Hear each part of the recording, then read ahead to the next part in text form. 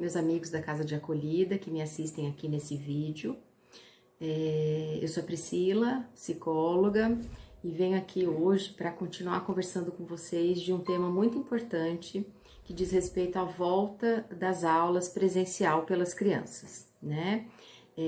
Antes de começar a falar do vídeo, né, sobre o tema especificamente, eu gostaria de pedir para aqueles que ainda não se inscreveram no canal do YouTube que possam se inscrever, que possam curtir os nossos vídeos que aqui são postados, curtir, compartilhar com os amigos, é muito importante pra gente e pra gente que faz os vídeos e também para a Casa de Acolhida, tá bom?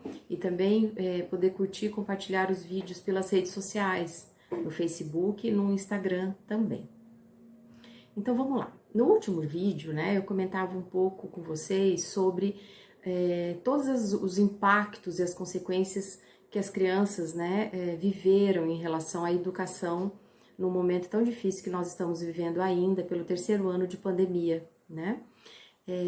No início a coisa foi muito mais complicada, quando eles só se viam estudando e obtendo conhecimento pelo remoto, né, pelo online, pela escola online. Hoje, né, de uns meses para cá, a gente já tem tido as crianças de volta para a escola, né? Então eu colocava no último vídeo assim, calma gente, não é pra gente desesperar, né, em relação a todos esses impactos e algumas consequências na saúde emocional, na saúde psicológica das nossas crianças, né? Então, eu disse tudo isso, mas estou pedindo calma, né? Então, mas por que será que todos esses impactos trouxeram tantas consequências negativas para a vida emocional, para o psicológico das nossas crianças, né? Por que será que isso aconteceu? Então, assim, eu vou citar alguns fatores que são muito importantes para a gente pensar por que foi tão impactante, tão negativo essa questão do distanciamento da escola, né, de ter tido aula online, remotamente, por que isso aconteceu, né?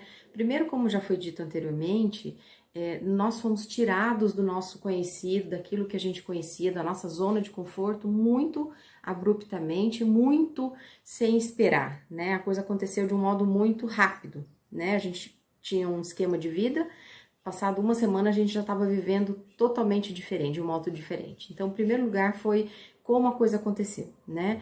Então, assim, as crianças passaram a ter uma rotina desregrada, né? Não mais com aquela coisa de que a gente acorda, a gente toma café, a gente toma banho, a gente vai para a escola, e a gente almoça, a gente volta para casa, a gente tem as atividades à tarde, né? As nossas lições, etc e tal, as nossas atividades. Não tinha mais isso.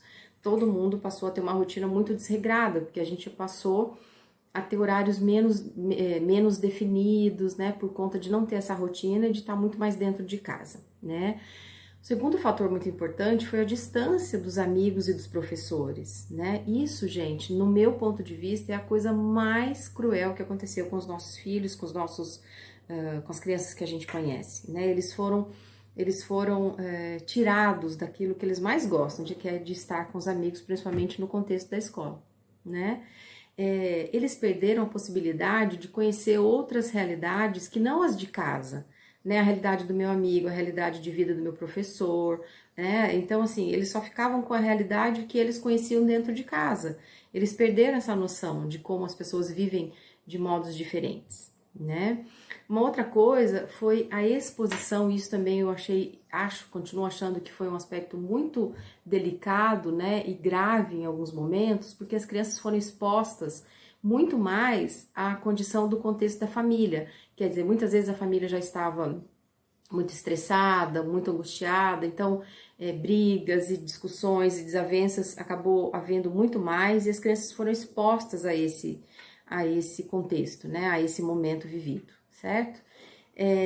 Agressões, brigas, as crianças presenciaram isso muito mais, né? E outros aspectos que a gente sabe que também foram muito difíceis, né? Muitas crianças que têm muito contato com os avós perderam esse contato, né? Então foram impedidas de conviverem mais com os familiares.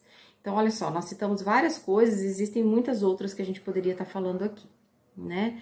Então, o que a gente tem agora em quase março, né, de 2022, né? Quase no terceiro ano de pandemia. entrando no terceiro ano de pandemia. A gente tem as escolas hoje, os professores muito mais, né, preparados e dentro de um contexto, entre aspas, normalizado, né, para atender essas crianças, para atingir as expectativas que eles têm em relação à educação, né, ao conhecimento. Eles estão muito mais preparados hoje, em função de terem vivido tudo que viveram, né, para normalizar essa situação com as crianças, né? Então, assim, a vida educacional e escolar das crianças está voltando ao normal, né? Mas é claro que, como eu falei no outro vídeo, tudo tem um tempo, né?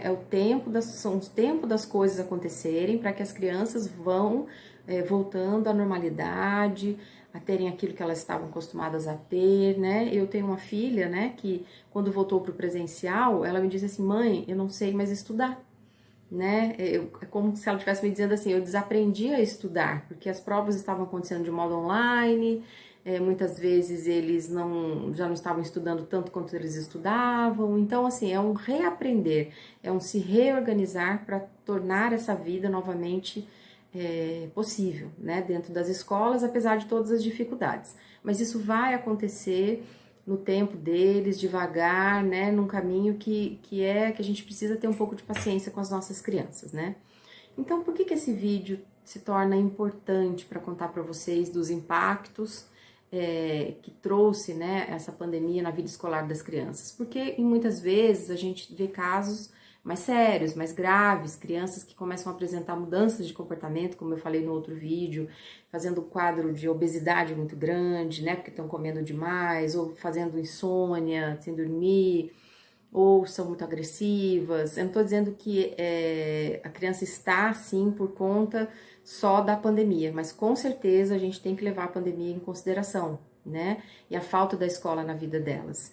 Então, quadros de depressão, de crises de ansiedade, tudo isso são coisas que a gente tem que estar de olho, né? Por quê? Porque diferente dos adultos, as crianças expressam suas emoções de modos diferentes do nosso. A gente que é adulto já tem dificuldade de expressar o que sente, imagina a criança não entendendo direito o que está acontecendo com ela, o quanto dificuldade ela tem, né, de expressar aquilo que ela está sentindo. Então a gente tem que ter isso muito claro, a gente tem que estar de olho nas nossas crianças, conectados com as nossas crianças para ver, crianças e adolescentes, né?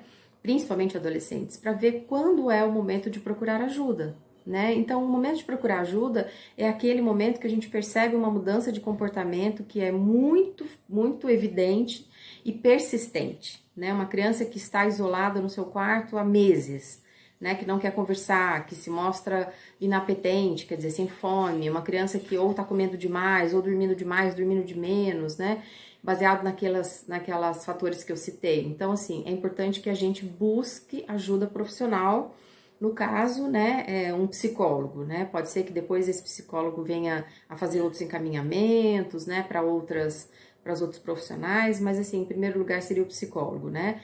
Na casa de acolhida, a gente tem os profissionais que atuam com as crianças, com os adolescentes, com os adultos, né? Nas igrejas,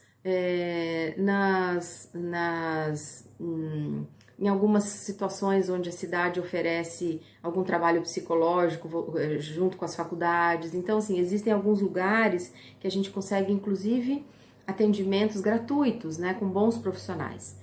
Então, assim, para a gente finalizar o vídeo, eu gostaria de citar alguns fatores, né, que a gente tem que estar de olho caso a criança apresente. Então, assim, uma ansiedade de separação. O que que é isso, né? A criança ou o adolescente, mesmo tendo em vista os pais ou o cuidador, ela começa a não conseguir ficar sozinha, por exemplo, dentro de casa, né, num cômodo diferente do meu.